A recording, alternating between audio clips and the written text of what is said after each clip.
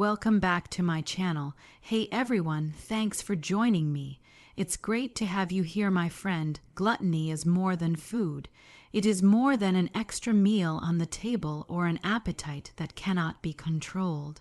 Gluttony is the hunger of the soul that is never satisfied. We live in a world today where everything cries out for more. More pleasure, more wealth, more comfort, more of everything the heart desires. But have you noticed that no matter how much you feed that appetite, it always comes back asking for more? That is because gluttony, at its core, is not about the stomach. It is about the soul.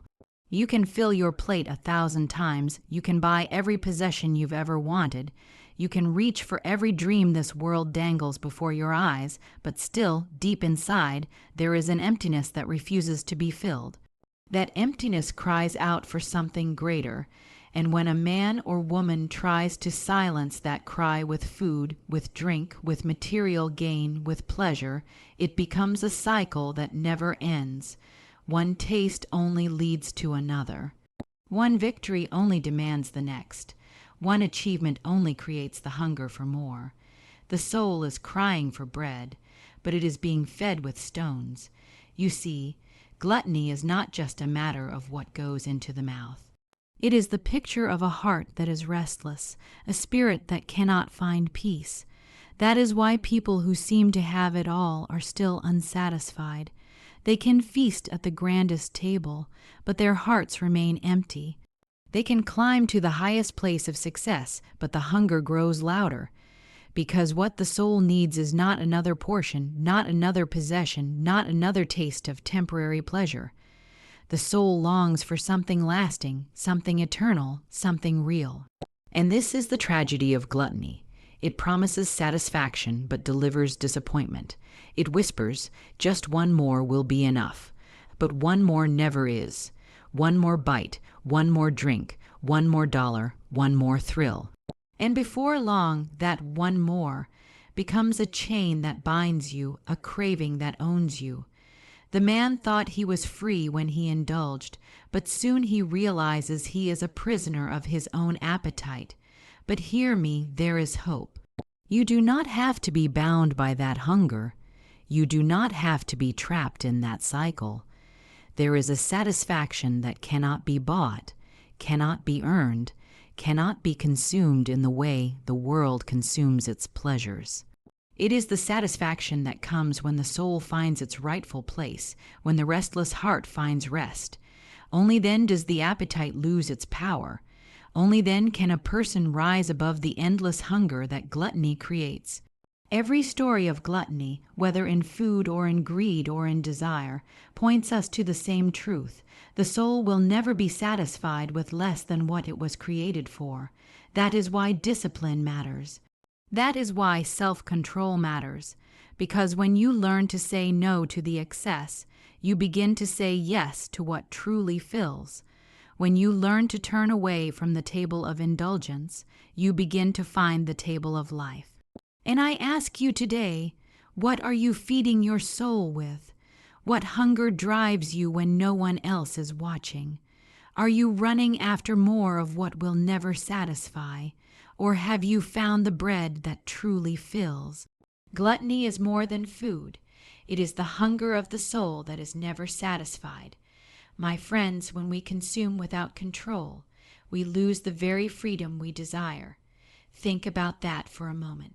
We live in a time when people speak so much about freedom. Freedom to choose, freedom to live as we please, freedom to follow our desires wherever they may lead. And yet, in the pursuit of that very freedom, many have found themselves in chains. Because what begins as liberty soon becomes slavery when there is no control. A man may say, I am free to eat whatever I want. And yes, he is free. But if he eats without control, his body begins to break down. The very thing he called freedom becomes the thing that robs him of health, of strength, of life. Another says, I am free to drink as much as I like. But the bottle that he once held in his hand begins to hold him. He cannot live without it. He cannot think without it. He cannot sleep without it. What started as freedom ends as bondage, and it is not only food or drink. It is in every part of life. The one who says, "I am free to chase wealth," soon finds that money has become his master.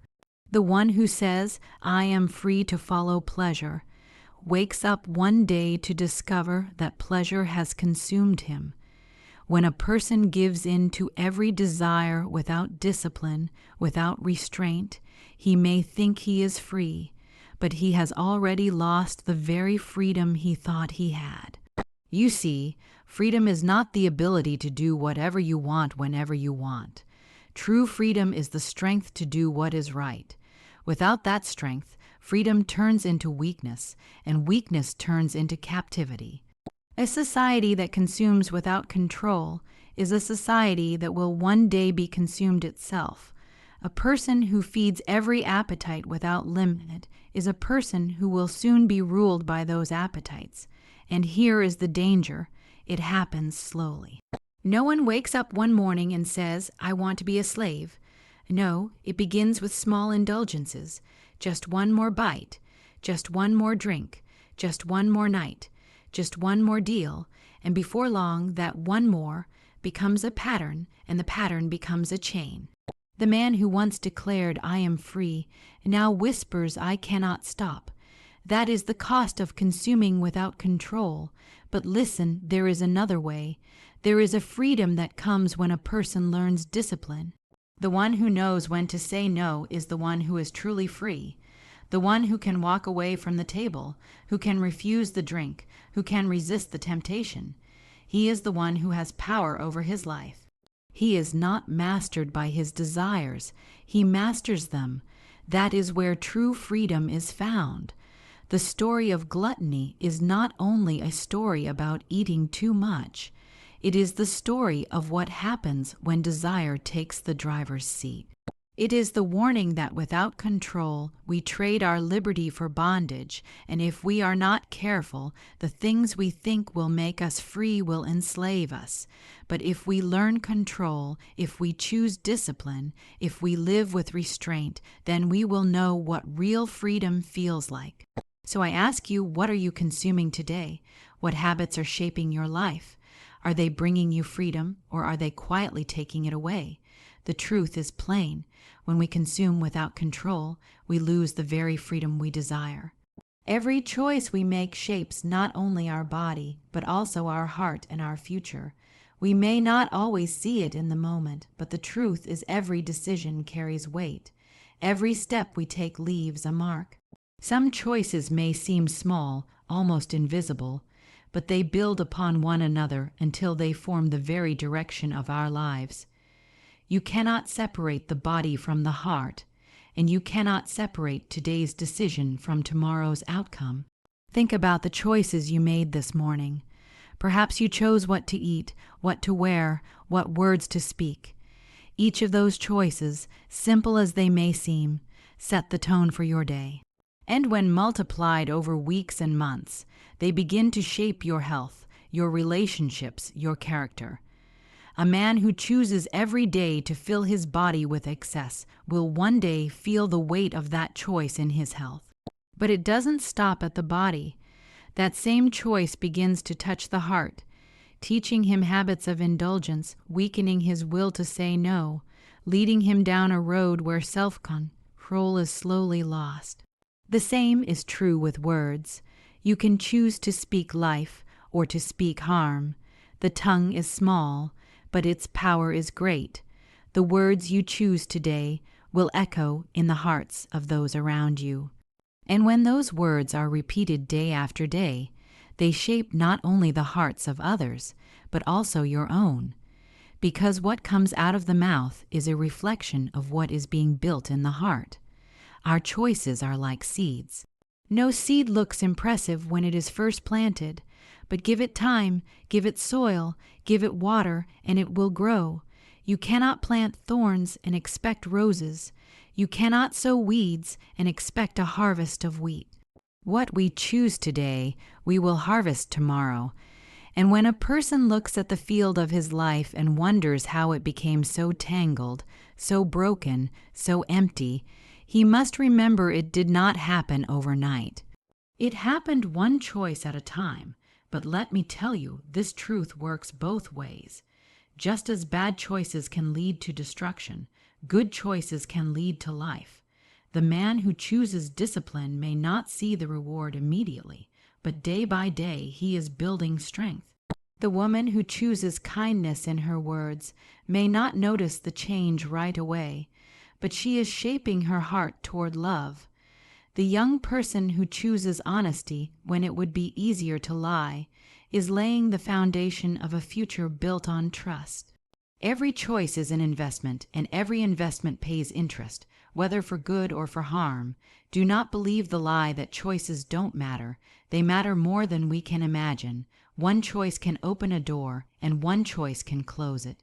One choice can set you on the right path, and one choice can lead you far from it.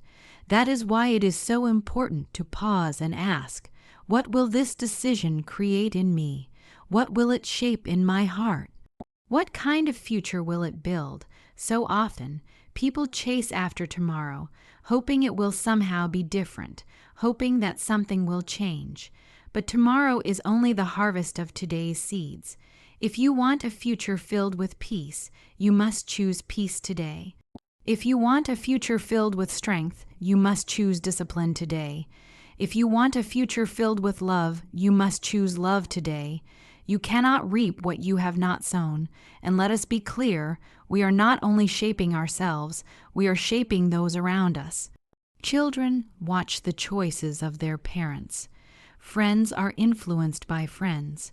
Communities are built or broken by the decisions of individuals. Every choice echoes beyond the moment, beyond the body, beyond the self. It shapes hearts, it shapes futures, it shapes generations. So I ask you, what choices are you making? What seeds are you planting? What future are you shaping by the way you live today?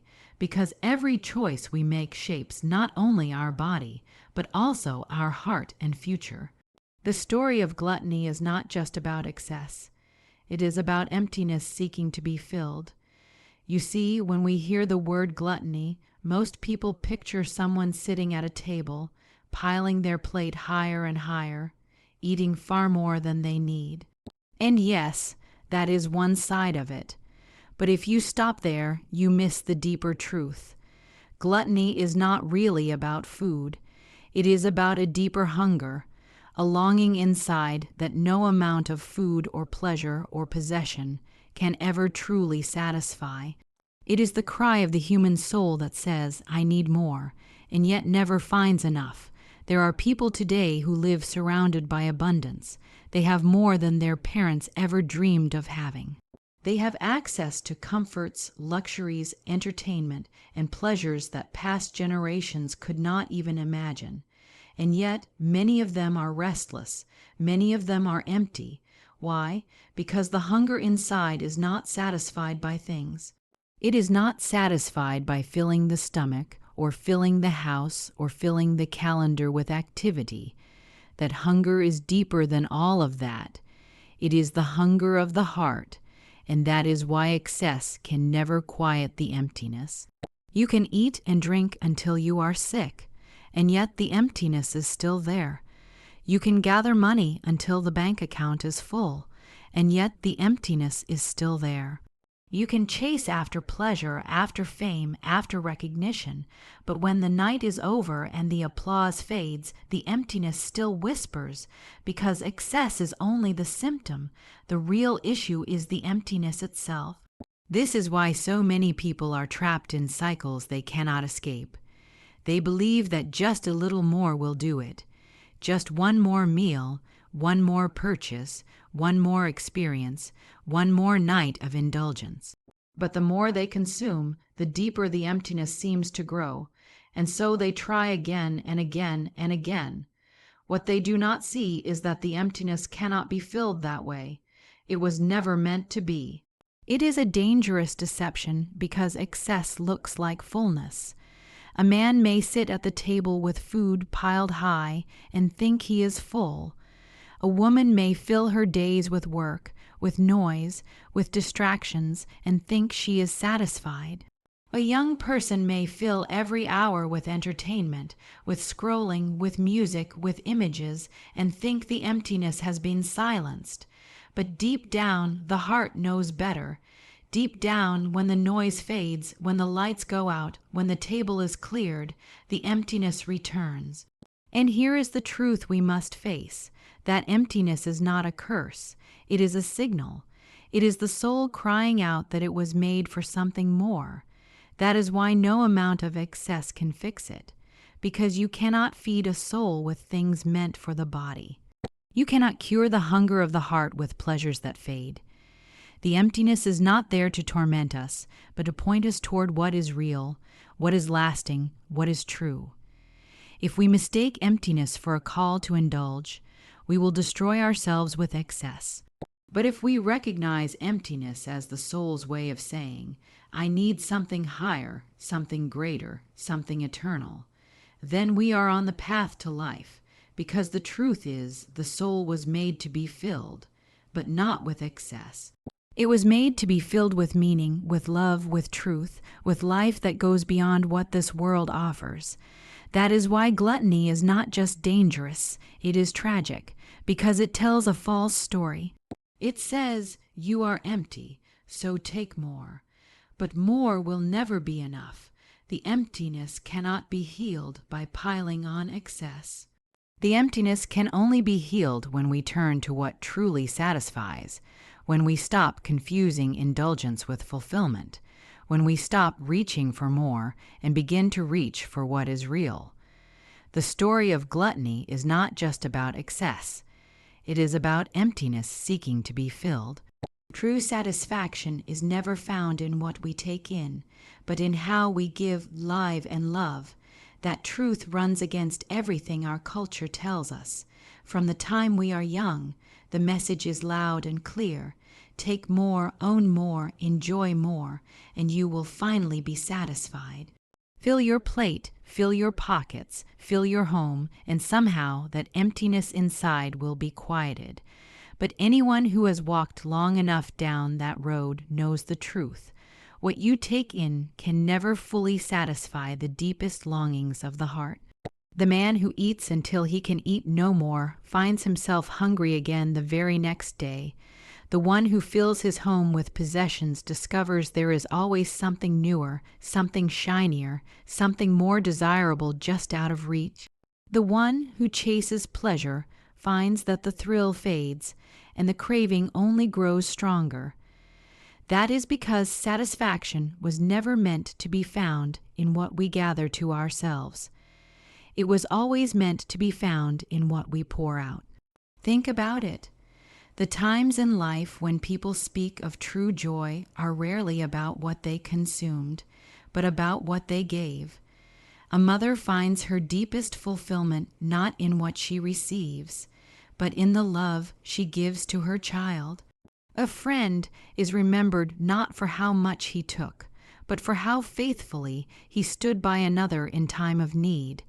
A man may spend his life chasing wealth, but he only discovers meaning when he learns to use that wealth to bless someone else.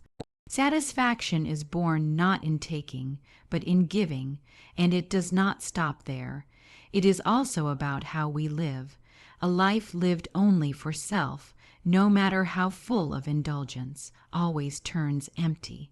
But a life lived with purpose, a life poured out in service, a life dedicated to something higher than comfort, that is a life that leaves a mark. It is not the length of our years that matters, but the depth of how we live them. Many have lived long, but never truly lived. Many have had much, but never truly been rich, because living is not about adding more to ourselves. It is about offering more of ourselves, and then there is love. The greatest of all, love is the one thing that multiplies the more you give it away. You can hold on to your possessions, you can cling to your pleasures, but they will fade in your hands. Love, however, grows when it is shared. Love brings joy not only to the one who receives it, but even more to the one who gives it. That is why the human heart was made for love, and that is why no amount of taking can ever replace the joy of loving. The story of gluttony teaches us this lesson in the starkest way. Gluttony says, "Take more and you will be filled," but every act of gluttony ends the same, with disappointment, with regret, with hunger still gnawing at the soul. The promise of satisfaction through consumption is a lie. The truth is that satisfaction comes when we shift our eyes off of ourselves and onto others. It comes when we stop asking, "What can I take?" and start asking, "What can I give? How can I live? Who can I love?" And I tell you today, the world is desperate for people who understand this. The world is tired of greed, tired of excess, tired of selfishness. People are searching, longing, aching for a better way. And the better way is found in giving, in living with purpose, in loving without condition. That is the way to joy. That is the way to freedom. That is the way to true satisfaction. So let us not waste our lives chasing after what can never satisfy. Let us not be fooled by the empty promises of indulgence. Instead, let us discover the fullness of a life that gives, a life that lives for more than itself, a life that loves with all its heart. Because true satisfaction is never found in what we take in, but in how we give, live, and love.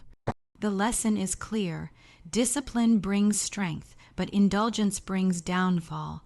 That truth has echoed through history, through nations, through families, and through every human heart. From the beginning of time, people have wrestled with the pull of desire on one side and the call to discipline on the other, and every story, every generation, proves it again and again. When men and women choose discipline, they rise. When they give themselves over to indulgence, they fall. Discipline is not easy. It never has been. It demands something of us. It calls us to say no when our bodies cry yes. It requires us to walk the harder road when the easier one looks more inviting. Discipline asks for sacrifice, and sacrifice is never comfortable. But oh, the reward of discipline is strength. The man who disciplines his appetite builds a body that can endure. The woman who disciplines her mind develops a spirit that can withstand storms. The young person who disciplines his choices becomes an adult who can carry the weight of responsibility with courage. Discipline always builds, always strengthens, always prepares. Indulgence, on the other hand, looks easy. It whispers promises of comfort, of pleasure, of satisfaction without cost. It says, why wait? Why fight? Why deny yourself? Take what you want now. And for a moment, indulgence feels good. For a moment, it seems to deliver on its promise. But only for a moment. Because indulgence always demands a price, and that price is always greater than what it gives. It weakens the body, it dulls the mind, it corrupts the heart. And before long, the one who thought he was free to indulge finds that he is chained by his own desires. Look through history, and you will see this truth written on every page.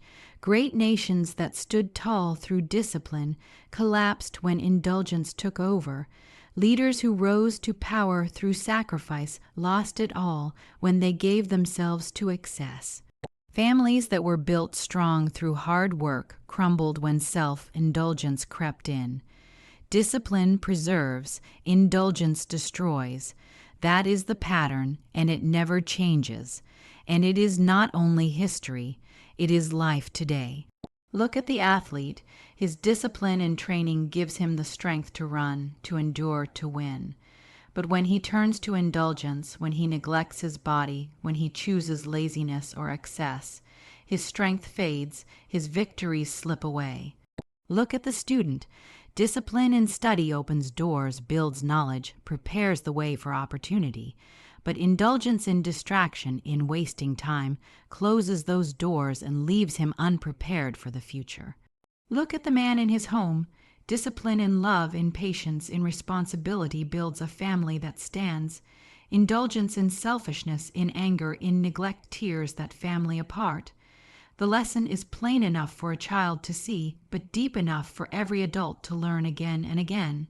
If you want strength, if you want endurance, if you want to stand when the storms of life come, you must choose discipline. But if you give yourself to indulgence, you are choosing weakness, you are choosing bondage, you are choosing downfall. And yet so many still fall into the trap of indulgence.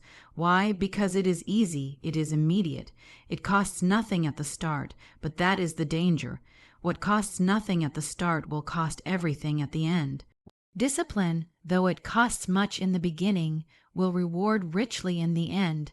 That is the difference. One builds a future, the other destroys it. So I ask you today, which will you choose? Will you choose the hard road of discipline, the road that demands sacrifice but promises strength? Or will you choose the easy road of indulgence, the road that offers comfort now but ends in downfall? The choice is yours, but the truth will not change. The lesson is clear. Discipline brings strength, but indulgence brings downfall. Thank you for joining me today and walking through these powerful lessons on gluttony and life. Remember, discipline gives strength, while indulgence only leads to emptiness and downfall. Choose wisely, because every decision shapes your body, your heart, and your future.